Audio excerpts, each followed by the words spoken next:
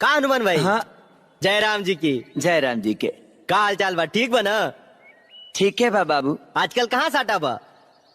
अरे अरे साटा के चक्कर में तो जिंदगी में बहेंगवा हो गइल बा। हाँ?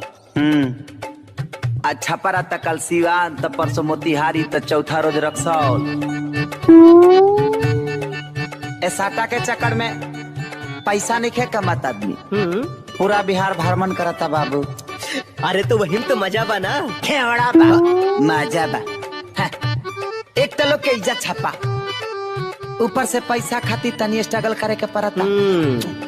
यार ऐसा कोनो काम मिली जहाँ भरपेट भोजन, सूते के चटाई और चाटे के खटाई, जिंदगी आराम से कटी यार। भाई हो ऐसा एगो जगह बा। कहाँ बा? बड़का गांव क्या कराई है? तारा माई। हमारा माई? तारा माई। ओ तारा माई। तारा माई हमारे आ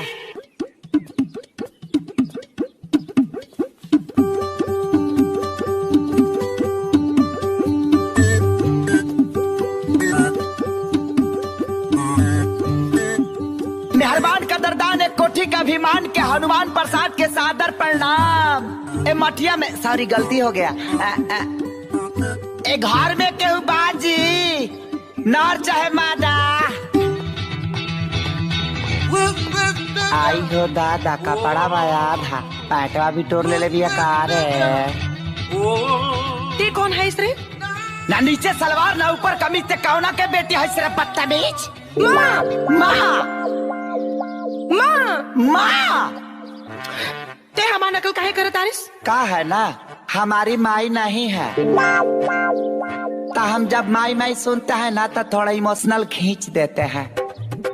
माँ माँ